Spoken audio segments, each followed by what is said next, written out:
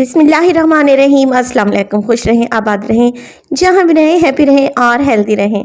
चटपटे पकवान में आज आपसे बहुत यम्मी और टेस्टी सी रेसिपी शेयर करने लगी हूँ। ये बनाने में भी बहुत आसान है और खाने में बहुत ही टेस्टी लगती है, इतनी कि आप मेहमानों के सामने रखेंगे तो वो ज़रूर सरप्राइज होंगे। वीडियो को एंड तक देखें, बहुत काम की बातें आपसे शेयर करूँगी। अगर वीडियो आप लोगों को अच्छी लगे तो लाइक कर दें और चटपटे पकवान को सब्सक्राइब भी कर लें। यहाँ पर एक बाउल में मैं ले लूँगी 1 टीस्पून नमक, 1 टीस्पून मेरे पास है सफ़ेद ज़ीरा और 3 टेबलस्पून इसमें शामिल करेंगे घी, या फिर आप ऑयल भी ले सकते हैं। मैं ऑयल का इस्तेमाल कर रही हूँ। 1 कप के बराबर इसमें डालेंगे मैदा, मैंने छान कर इस्तेमाल किया है। अब हमने क्या करना है, इन सब चीज़ों को बहुत अच्छे से मिक्स कर लेना है। ऑयल जब मैदे में अच्छे से मिक्स हो जाएगा तो हमारे रोल बहुत ही क्रिस्पी बनेंगे।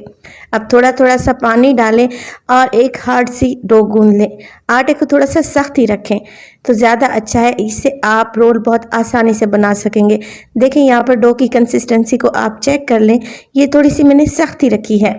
बस अब क्या करेंगे, इस पे लगाएंगे 1 टीस्पून ऑयल मज़ीद लगाएंगे, क्योंकि गर्मियां हैं, डो फ़ौरन से सूखने लगती है, ड्राई हो जाती है।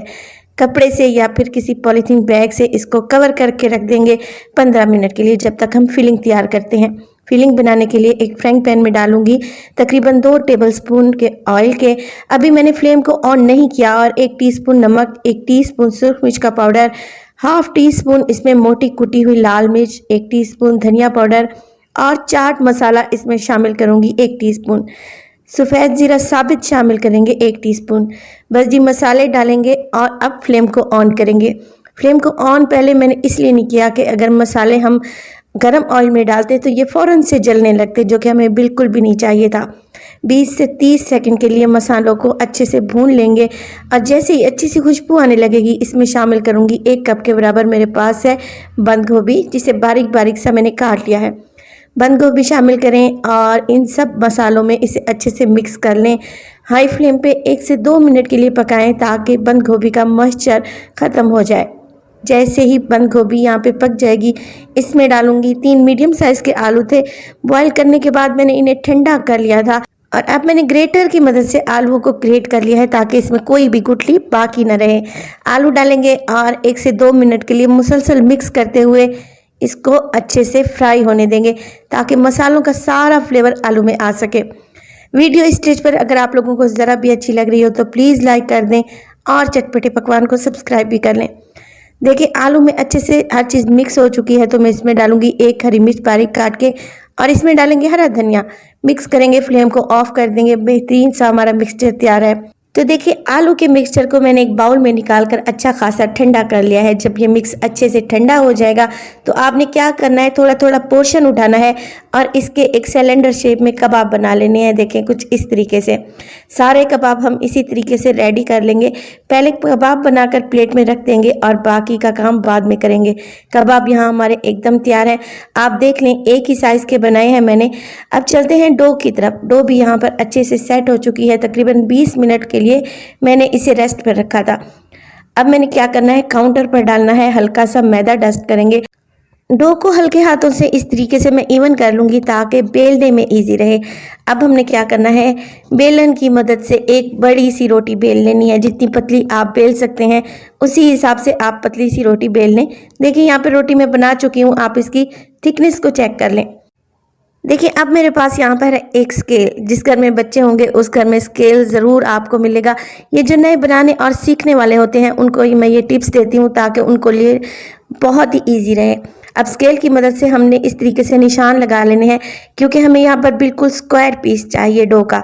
बाकी एक्स्ट्रा डो को छुरी की मदद से अलहदा कर लेंगे और दोबारा उसका पेड़ा बना लेंगे। 2 टेबलस्पून मैदे में मैंने थोड़ा सा पानी डालकर एक पेस्ट या एक लई तैयार कर ली है। हल्की सी से गाढ़ी रखी है, बहुत ज़्यादा ये पतली नहीं है। इसको भी एक साइड पे रख देंगे। अब देखें एक एक आलू का कबाब उठाएंगे और उसको इस तरीके से डो के ऊपर रखेंगे और बिल्कुल एंड में कट लगा देंगे ताकि हमें पता चल सके कि रोल हमने कितने साइज़ के बनाने हैं। इससे बहुत ही इजी रह जाएगा रोल बनाना। तो यहाँ पर देखें मैंने अच्छे से कट लगा लिए हैं। अब जहाँ से कट लगाए थे वहाँ से एक लंबी पट्टी निकाल लेंगे कुछ इस तरीके से। देखें कितनी आसानी से हमारी पट्टियाँ बनकर तैयार हैं बगैर किसी मेहनत के।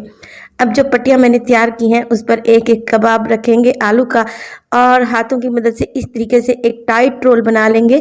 जो पट्टी हमने बना के रखी हुई है डो की, उसको कबाब के ऊपर बहुत अच्छे तरीके से हमने लपेट देना है, लेकिन पूरी पट्टी को फोल्ड नहीं करेंगे, इससे हमारे जो रोल हैं वो कच्चे रह जाएंगे। हम क्या करेंगे, सेंटर में से एक कट लगाएंगे और जो बची हुई डो है उस पर हम लगा देंगे ये मैदे की लई जो अभी हमने बना के रखी है, ताकि हमारे रोल बहुत अच्छे से इस पर चिपक जाए और जब हम इन्हें फ्राई करें तो ये ऑयल में जाके खुलेंगे नहीं। इसी तरीके से जो हाफ पट्टी बच रही है उसका भी एक रोल तैयार कर लेंगे और ध्यान रहे रोल आपने टाइट ही बनाना है, इसमें हवा या फिर एयर बिल्कुल भी नहीं होनी चाहिए। अब मैंने ले लिया है एक सेवइयों का पैकेट, तकरीबन 15 से 20 रुपए का, बहुत इजीली मिल जाता है और पैकेट के अंदर ही मैंने इसे क्रश कर लिया है। इस तरीके से करने से मैस नहीं फैलता और आपको बहुत अच्छी सी सेवइयाँ क्रश की हुई मिल जाती हैं। अब मैंने क्या किया है, एक रोल उठाया है और उसको डिप कर लेंगे मैदे की लई में और बाद में इसको इस तरीके से फोल्ड करेंगे सेवइयों में।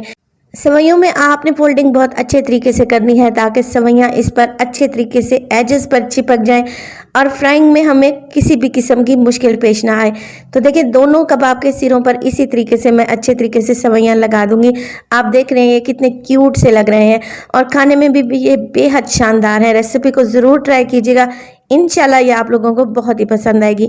यहाँ पर तमाम रोल्स को मैं प्रिपेयर कर चुकी हूँ। अब बारी आती है इनको फ्राई करने की। फ्राई करेंगे हम इन्हें लो फ्लेम पे, क्योंकि जब किसी चीज़ को हमने क्रिस्पी करना हो तो हमने उसको लो फ्लेम पे ही फ्राई करना चाहिए। हाई फ्लेम पे करेंगे तो रोल अंदर से कच्चे रह जाएंगे और अगर रोल कच्चे हुए तो खाने में बिल्कुल भी टेस्टी नहीं लगेंगे और आपकी मेहनत ज़ाया हो जाएगी। फिर आप कमेंट में लिखेंगे फ़ायज़ा हमसे तो ये रेसिपी सही नहीं बनी। तो आप पूरी रेसिपी को फॉलो किया करें। यहाँ पर देखें तमाम रोल को मैं फ्राई कर चुकी हूँ बिल्कुल लो फ्लेम पे और माशाल्लाह से कितने ज़बरदस्त से लग रहे हैं। रेसिपी को आपने ट्राई करना है और अपना फीडबैक देना है कि आपको मेरी रेसिपीज़ कैसी लग रही हैं। अपना बहुत सारा ख्याल रखिएगा, फ़ायज़ा को भी अपनी दुआओं में याद रखिएगा। मुझे दीजिए इजाज़त, टिल देन अल्लाह निगहबान।